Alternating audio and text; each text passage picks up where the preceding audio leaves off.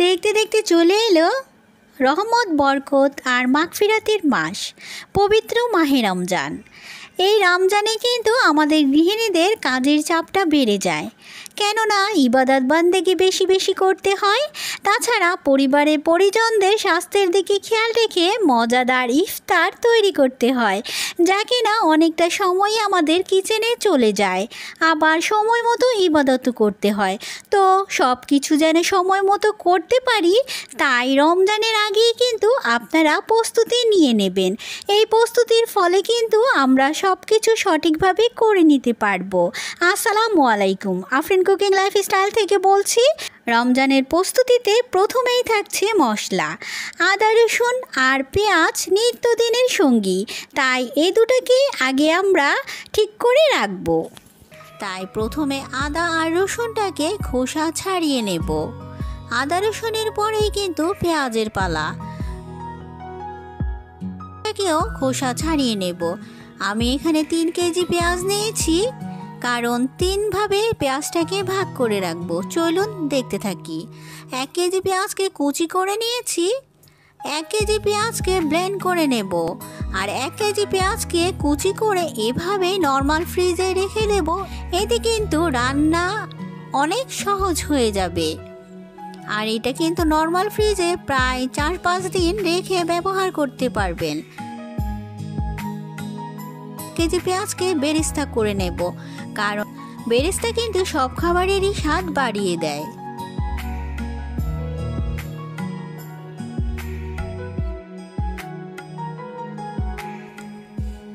এখন পেঁয়াজ বেরেস্তাটার জন্য গ্যাসের ফ্লেম হাই আর মিডিয়ামের মাঝে রেখে অনবরত নাড়তে থাকবো। 1 টেবিল চামচ চিনি দিয়ে দেবেন। এই চিনি দেওয়ার কারণে আপনার বেরেস্তা কিন্তু খুব মচমচে হবে। এরই মাঝে কিন্তু আমার পেঁয়াজ বেরেস্তা হয়ে আসছে। কাঙ্ক্ষিত কালার চলে আসার আগেই গ্যাসের ফ্লেম বন্ধ করে দেবেন, নয়তোবা পুড়ে যাবে। এখন তেল থেকে ঝরিয়ে পেঁয়াজটাকে তুলে নেবেন। আচ্ছা, এই পেঁয়াজ ভাজার তেলগুলো কিন্তু বয়ামে ভরে রেখে দেবেন।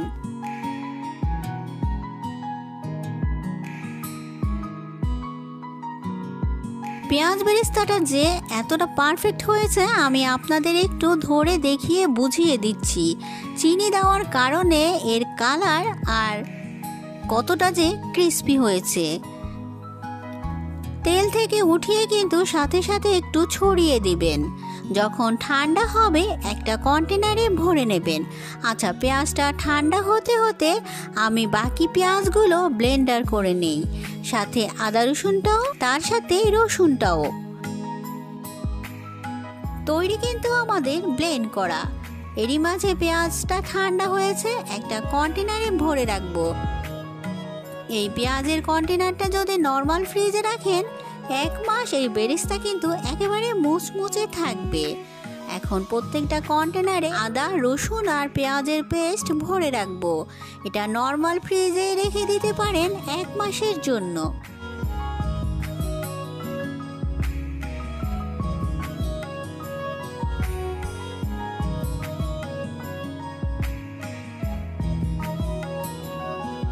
আদা রসুন পেঁয়াজের পরেই আসে গুঁড়া মশলা।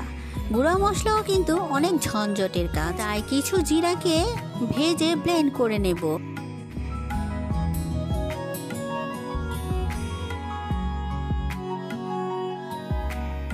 ভাজার সাথে সাথে অন্য একটা পাত্রে নিয়ে নেবেন, নয়তোবা পুড়ে যাবে। এটা ঠান্ডা হতে হতে আমি এখানে কিছু জায়ফল আর জয়ত্রী নিয়েছি। এটাকে ভাজার কোনোই দরকার নেই, এটা ভাজা ছাড়াই আমরা ব্লেন্ড করে নেব। পাশাপাশি কিছু দারচিনি, এলাচকেও ব্লেন্ড করে নেব, কারণ আমরা গোটা মশলার সাথে সাথে কিন্তু রান্নার স্বাদ বাড়ানোর জন্য কিছুটা গরম মশলা গুঁড়ি দিয়ে থাকি, তাই আমি এটাকেও গুঁড়ো করে রেখে দেব। এরই মাঝে কিন্তু জিরাটা ঠান্ডা হয়েছে, এখন ব্লেন্ড করে নেব। জায়ফল জয়ত্রী করে নিচ্ছি ব্লেন্ড। জয়ত্রীটা একটু থেতলে নিচ্ছি, এতে ব্লেন্ডারে চাপ পড়বে না।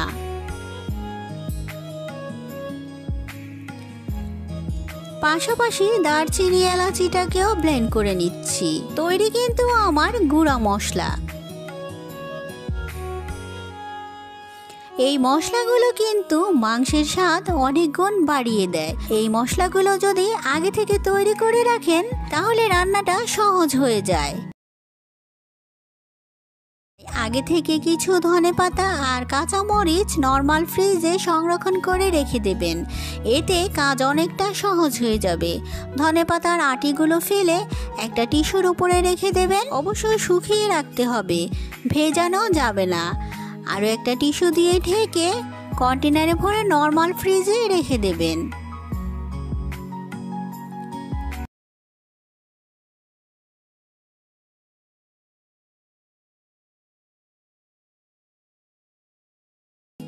কাঁচামরিচগুলো বোটা ফেলে কন্টেনারে ভরে নর্মাল ফ্রিজে রেখে দেবেন।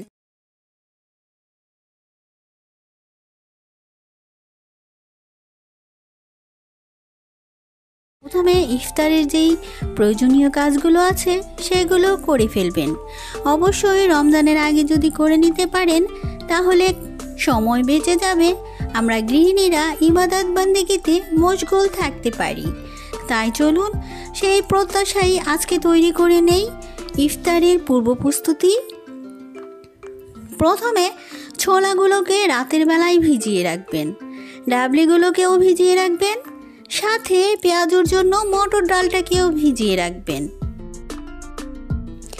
যখন ভিজে যাবে সম্পূর্ণ তখন সবগুলো ছোলাকে একসাথে সেদ্ধ করে নেবেন, পাশাপাশি ডাবলিটাকেও সেদ্ধ করে নেবেন।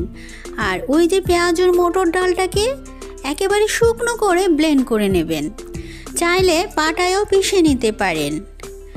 এখন প্রস্তুতিটা দেখে নিন। পরিবারের কতটুকু লাগে সেই অনুযায়ী কিন্তু ফ্রোজেন করে রেখে দিতে পারেন। একবারে যে সেদ্ধ করেছে সেটাকে ভাগ ভাগ করে ছোট ছোট প্যাকেট করে ডিপ ফ্রিজে ফ্রোজেন করতে পারেন। এই একদিনের করে রাখা ছোলা কিন্তু সারা রমজান জুড়ে শুধু একটু ইফতারের সময় রান্না করে নিলেই হবে, এটা সেদ্ধ করাই থাকে, সো বেশি সময় লাগে না।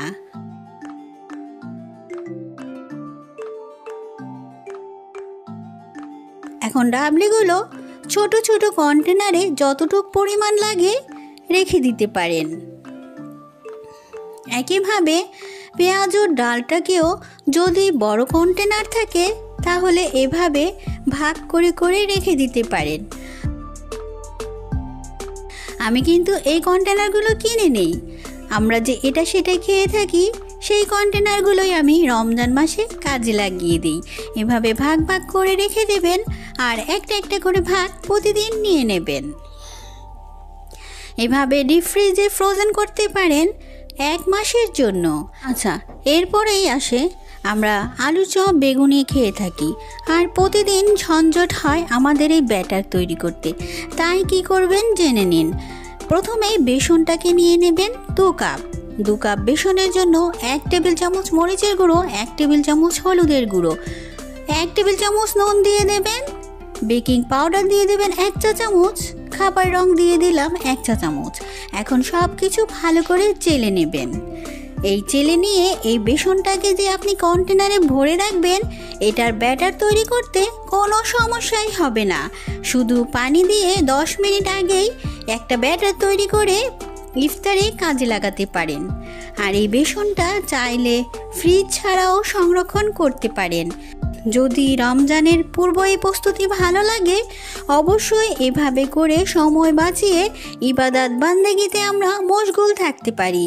প্রতিদিন না হলেও কিন্তু আমরা মাঝে মাঝে ইফতারে এই হালিমটা পছন্দ করে থাকি। তাই কিভাবে সহজেই রান্না করে নিতে পারবেন সেটাই দেখে নিন। হালিম মিক্সটা তৈরি করার জন্য প্রথমে নিয়ে নেবেন 5 রকমের ডাল। নিয়েছি বুটের ডাল, লাগবে মাসকলাইয়ের ডাল, সাথে লাগবে পোলাওয়ের চাল, মসুর ডাল, মুগের ডাল, মটর ডাল। মেন উপকরণ যেটা না হলেই নয় সেটা হচ্ছে গম, অবশ্যই নিতে হবে। চলুন মূল প্রসেসে যাওয়া যাক। 1 কাপ নিয়ে নেবেন গম, হাফ কাপ নিচ্ছি পোলাওয়ের চাল, সাথে দিয়ে দেবেন হাফ কাপ মসুরের ডাল, হাফ কাপ দিয়ে দেবেন মাসকলাইয়ের ডাল, হাফ কাপ বুটের ডাল বা ছোলার ডাল, হাফ কাপ দিয়ে দেবেন মটর ডাল, হাফ কাপ দিয়ে দেবেন মুগের ডাল। মুগের ডালটাকে অবশ্যই একটু ভেজে নেবেন, এতে ফ্লেভার খুব ভালো আসবে।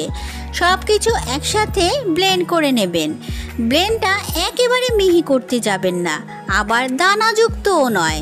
যেমনটি আমরা রেডিমিক্স প্যাকেটে দেখি ঠিক সেরকমই করে নেবেন।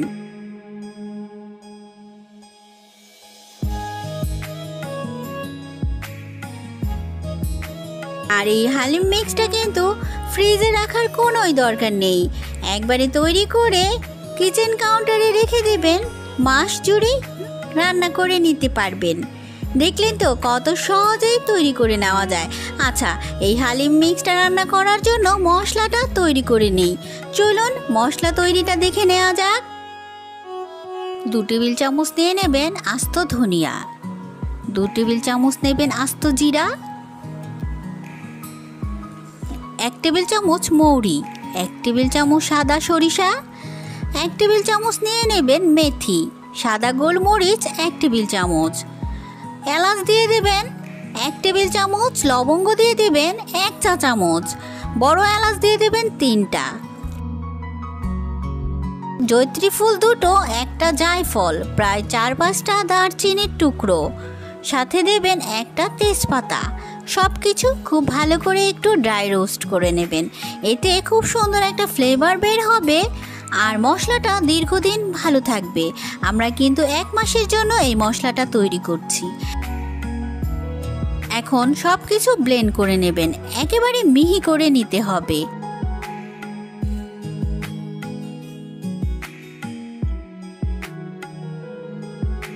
এখন এতে দিয়ে দেবেন 1 টেবিল চামচ মরিচের গুঁড়ো, 1 চা চামচ দিয়ে দেবেন হলুদের গুঁড়ো, বিট নুন দিয়ে দেবেন 1 টেবিল চামচ, সাদা সরিষা দিয়ে দেবেন 1 টেবিল চামচ।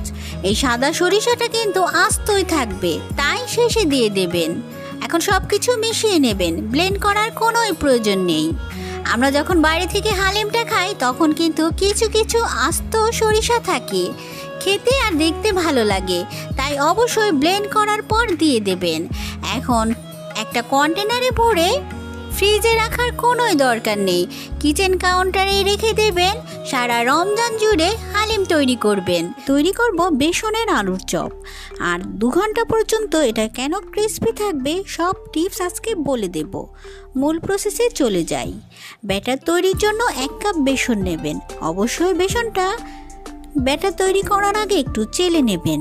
পরিমাণ মতো নুন দেবেন, 1 চা চামচের 4 ভাগের 1 ভাগ বেকিং পাউডার, সাথে দিবেন হাফ চা চামচ মরিচের গুঁড়ো, হাফ চা চামচ হলুদের গুঁড়ো, হাফ চা চামচ টালা জিরা গুঁড়ো, সাথে হাফ চা চামচ দিয়ে দেবেন ধনিয়া গুঁড়ো, 1 টেবিল চামচ তেল দিয়ে দেবেন সৌন্দর্যের জন্য একটু খাবার রং, দিয়ে দেবেন পানি। আচ্ছা, 1 কাপ বেসনের জন্য কতটুকু পানি লাগবে আমি বলে দিচ্ছি। একদম পারফেক্ট একটা ব্যাটার তৈরি করার জন্য এখানে আপনারা 1.25 কাপ পানি দিয়ে দেবেন। এতে কিন্তু সুন্দর একটা ব্যাটার তৈরি হবে। দেখুন এর কনসিস্টেন্সিটা ঠিক এমন থাকবে। আচ্ছা, এখন একটা বড় সাইজের আলুকে সেদ্ধ করে চটকে নিয়েছি, দিয়েছি পেঁয়াজ বেরেস্তা, ধনেপাতা আর পুদিনা পাতা কুচি, চিলি ফ্লেক্স দিয়েছি আর সাথে চাট মশলা, নুন দিয়ে খুব ভালো করে সব একসাথে মিশিয়ে চপ তৈরি করে নিচ্ছি। দেখুন আপনারা কিন্তু সাইজ অনুযায়ী চপগুলো তৈরি করে নেবেন। এখন ভাজার প্রসেসটা জেনে নিন। একটা কড়াইতে তেল দিয়ে দেবেন। তেলটা একেবারে হাই গরম করা যাবে না। যখন হালকা একটু বুদবুদে উঠবে তখনই চপগুলো ছেড়ে দেবেন। গ্যাসের ফ্লেমটাকে হাই আর মিডিয়ামের মাঝে রাখবেন। এখন চপগুলো ছাড়ার পর একটা সাইড একটু ভালো করে ভাজার পরে উল্টে দেবেন। এই চপগুলো 2-3 ঘন্টা কিভাবে ক্রিস্পি থাকবে সেটা জেনে নিন। অবশ্যই ব্যাটারটা তৈরি করার সময় 1 টেবিল চামচ তেল ব্যবহার করবেন। এই তেল ব্যবহারের কারণে কিন্তু আপনার চপগুলো অনেক সুন্দর ক্রিস্পি হবে আর অনেকক্ষণ পর্যন্ত এর ক্রিস্পিনেস বজায় থাকবে। যদি সহজ রেসিপিতে আমার এই বেসনের আলু চপ ভালো লেগেছে, অবশ্যই বাড়িতে বানিয়ে নেবেন। দোকানের মতোই তৈরি করব সবজি সমুচা। অল্প সময়ে অনেকগুলো সমুচা তৈরি করে নিতে পারবেন। কিভাবে অল্প সময়ে নেওয়া যায় সেটাই দেখে নিন। একেবারে দোকানের মতোই সবজি সমুচা। সমুচা তৈরি করার জন্য প্রথম ময়ানটা তৈরি করে নেবেন। 2 কাপ নিয়েছি ময়দা, পরিমাণ মতো দিয়ে দেবেন লবণ, একটু মিশিয়ে নেবেন। দিয়ে দেবেন রেগুলার তেল প্রায় 4 টেবিল চামচ। তেলটাকেও মিশিয়ে নেবেন। এখন রুম টেম্পারেচারে থাকা পানি 1 কাপ নিয়েছি। তারপরে খুব শক্ত করে একটা ডো তৈরি করে নেবেন। পরোটার মতো যে খান তার চেয়ে একটু শক্ত। 1 কাপ ময়দা দিয়ে ময়ানটা দিলে একটু শক্ত হয়ে যাবে। ঢেকে রেখে দেবেন প্রায় আধা ঘন্টার জন্য। সময় কম থাকলে 15 মিনিটেও হবে। এখন সবজি নিয়েছি আমি পাতাকপি, গাজর কুচি আর নিয়েছি পেঁপে কুচি, সাথে দিয়েছি কাঁচামরিচ। চিকেনটাকে আমি আদা রসুন আর লবণ দিয়ে সাদা গোলমরিচ সাথে দিয়ে সেদ্ধ করে একটু চিড়ে নিয়েছি, সেটাকে দিয়ে দেবেন। 1 টেবিল চামচ সাদা গোলমরিচের গুঁড়ো, সাথে দেবেন 2 টেবিল চামচ সয়া সস, পরিমাণ মতো দিয়ে দেবেন লবণ। সব কিছু একসাথে মিশিয়ে নেবেন। এটাকে সেদ্ধ করার কোনোই প্রয়োজন নেই, কারণ সমুচাটা ডুবো তেলে ভাজা হবে, তখন সবজিটাও হয়ে যাবে। এখন ডোটা থেকে আমি লেচি কেটে নিচ্ছি। আমি 2 কাপ ময়দা দিয়ে 9টা লেচি কেটেছি। এখন 9টা রুটি বেলে নেব। বলেছি ঝটপট তৈরি করে নিতে পারবেন। 9টা রুটি কিন্তু আমি 9 বারে তৈরি করব না, আমি 2 বারেই 9টা রুটি তৈরি করে নেব। প্রথমে 5টা রুটি ছোট ছোট করে বেলে নিয়েছি।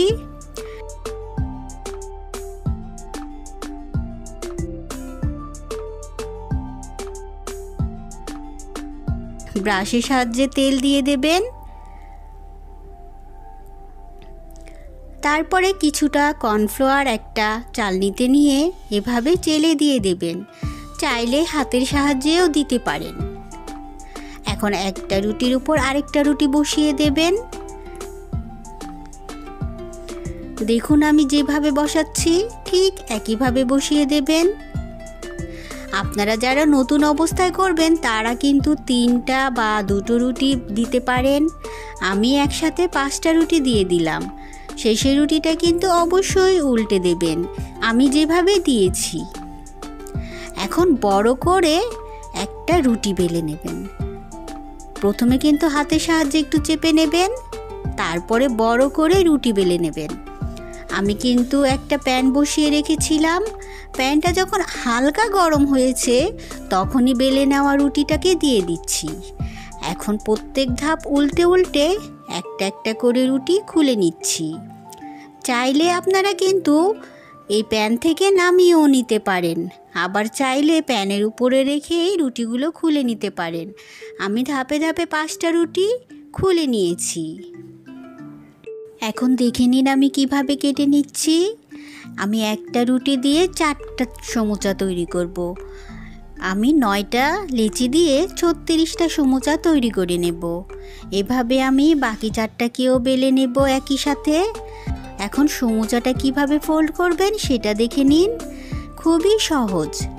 একটু শুকনো ময়দা ঘুলে আঠা তৈরি করে নেবেন, আর এই যে এভাবে এখানে একটু আঠা লাগিয়ে একটু কোণের মতো তৈরি করে নেবেন। আর এই কোণের ভিতরে সবজির পুরটা দিয়ে আর একটু আঠা লাগিয়ে মুখটা সিল করে দেবেন। দেখলেন কত সহজেই দোকানের মতো সমুচা কিন্তু ঘরেই তৈরি করতে পারেন। আমি আরেকটা ভাঁজ দেখিয়ে দিচ্ছি। সমুচা অনেকভাবেই ভাঁজ করা যায়, কিন্তু এটা যেন দুনিয়ার সবচেয়ে সহজ ভাঁজ।